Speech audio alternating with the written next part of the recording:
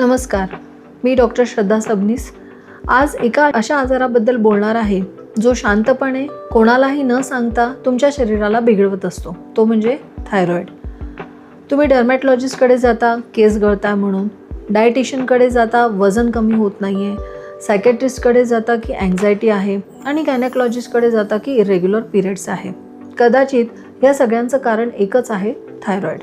आणि एक साध्या, सोप्या आणि स्वस्त टेस्टनी हे सगळं आपल्याला कळणार आहे. आज मी तुम्हाला सांगणार आहे की थायरॉईड म्हणजे काय, केस गळणं ओळखायचं, स्त्रियांना जास्त का होतं आणि उपचार किती सोपे आहेत.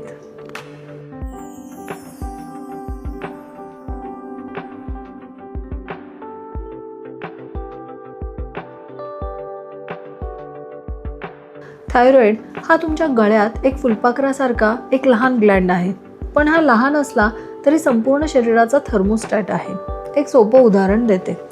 तुमच्या घरामध्ये AC असतो. ACचा थर्मोस्टॅट म्हणजे जो टेम्परेचर कंट्रोल करतो, जर हा थर्मोस्टॅट नीट काम करत नसेल तर कधी खूप थंड तर कधी खूप गरम. थायरॉईड हे अगदी तसंच काम करतं. हायपोथायरॉईड म्हणजे थायरॉईड कमी काम करतंय. ACचा थर्मोस्टॅट स्लो झाला आहे, शरीराचा मेटाबॉलिझम मंदावला आहे. वजन वाढणे, थकवा येणे, केस गळणे आणि बद्धकोष्ठता होणे किंवा पाळी जास्त येणे हे त्याचे लक्षणं आहेत. हायपरथायरॉईड म्हणजे थायरॉईड हे जास्त काम करतंय, AC फुल ब्लास्टवर लागलाय, वजन अचानक कमी होतं, हृदय जोरात धडधडायला लागतं, हात कापतात, अस्वस्थता वाटते आणि पाळी कमी येते. हायपोथायरॉईड हे खूप जास्त कॉमन आहे, विशेषतः स्त्रियांमध्ये. प्रत्येक 8 पैकी एका स्त्रीला आयुष्यात कधी ना कधी हा थायरॉईडचा प्रॉब्लेम होतो. स्त्रियांना थायरॉईड जास्त का होतं हा प्रश्न बऱ्याच जणी विचारतात. मलाच का आहे? उत्तर अगदी सोपं आहे की बहुतेक थायरॉईड प्रॉब्लेम हे ऑटो इम्यून असतात. म्हणजे तुमची स्वतःची इम्यून सिस्टम तुमच्या थायरॉईड ग्लँडवर अटॅक करते आणि ऑटो इम्यून डिसीजेस स्त्रियांमध्ये 8 पट जास्त कॉमन आहेत. का? कारण इस्ट्रोजन हा स्त्री हार्मोन आहे. इम्यून सिस्टमला हा जास्त ॲक्टिव्ह करतं, म्हणून स्त्रियांमध्ये थायरॉईड, रुमॅटॉइड आर्थरायटिस, ल्युपस अशा ऑटोइम्यून डिसीजेस जास्त दिसतात.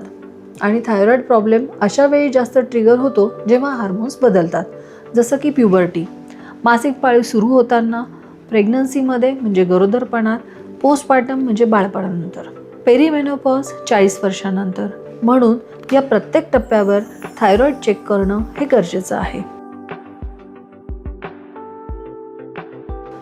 आता एक अतिशय महत्त्वाचा मुद्दा, थायरॉईड आणि प्रेग्नन्सी यांचा खूप जवळचा संबंध आहे आणि हे बहुतेक स्त्रियांना माहिती नाही. कन्सीव्ह करताना हायपोथायरॉईडमुळे ओव्ह्युलेशन बिघडतो, म्हणजे गर्भधारणा होण्यात अडचण येते. बऱ्याच इन्फर्टिलिटी केसेसमध्ये कारण थायरॉईड असतं आणि एक छोट्याशा गोळीनी हे सॉल्व्ह होऊ शकतं. प्रेग्नन्सीमध्ये बाळाचा मेंदू हा पहिल्या 3 महिन्यामध्ये पूर्णपणे आईच्या थायरॉईड हार्मोनवर अवलंबून असतो, कारण बाळाची स्वतःची थायरॉईड 3 महिन्यापर्यंत काम करायला लागते. म्हणजे जर आईचा थायरॉईड अनकंट्रोल असेल तर बाळाच्या मेंदूवर विकासावर परिणाम होऊ शकतो. हे अतिशय गंभीर आहे. दुसरं आहे मिसकॅरेज. जसं अनट्रीटेड हायपोथायरॉईडमुळे गर्भपाताचा धोका वाढतो, विशेषतः रिकरंट मिसकॅरेज. वारंवार गर्भपात यामध्ये थायरॉईड हे एक कॉमन कारण आहे. म्हणून प्रेग्नन्सी प्लॅन करत असाल तर, प्रेग्नंट असाल किंवा रिकरंट मिसकॅरेज झालेलं असेल तर पहिले थायरॉईड टेस्ट करणं हे अनिवार्य आहे. कोणत्या टेस्ट करायला पाहिजे? बहुतेक वेळा डॉक्टर फक्त TSH करतात. TSH म्हणजे थायरॉईड स्टिम्युलेटिंग हार्मोन. हा मुख्य स्क्रीनिंग टेस्ट आहे. TSH जर नॉर्मल आहे तर बहुतेक वेळा थायरॉईड ठीकच असतं. पण कधीकधी जर TSH नॉर्मल असेल तरीसुद्धा थायरॉईडचा प्रॉब्लेम असू शकतो. विशेषतः अँटी-TPO अँटीबॉडीज हे ऑटो इम्यून थायरॉईड डिसीज ओळखतात. TSH नॉर्मल असूनही अँटी-TPO पॉझिटिव्ह असू शकतं, म्हणजे फ्युचरमध्ये भविष्यामध्ये थायरॉईड बिघडण्याचा धोका आहे.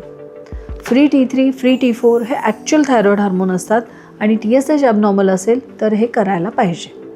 तर स्क्रीनिंग टेस्टसाठी TSH हे पुरेसं आहे, पण लक्षणं जर अजूनही असतील आणि TSH नॉर्मल असेल तर अँटी-TPO, फ्री T3, T4 करणं आवश्यक आहे. मला पूर्ण थायरॉईड प्रोफाईल करायचं असं आपण डॉक्टरांना सांगणं आवश्यक आहे. आता सगळ्यात चांगली महत्त्वाची गोष्ट म्हणजे काय की हायपोथायरॉईडचा उपचार हा अत्यंत सोपा, स्वस्त आणि अत्यंत इफेक्टिव्ह आहे. एक छोटीशी गोळी रोज सकाळी उपाशी पोटी चहा कॉफी घेण्याच्या 30-45 मिनिट आधी आणि बस एवढंच.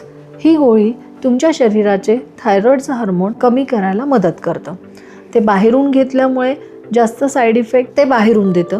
साईड इफेक्ट जवळजवळ नाही, कारण तुम्ही ते शरीराला देतायत जे ते स्वतःला बनवायला हवं होतं. पण ही गोळी स्वतःहून बंद करू नका. मला बरं वाटतंय म्हणून गोळी बंद केली हे बहुतेक पेशंट करतात आणि मग प्रॉब्लेम्स परत येतात.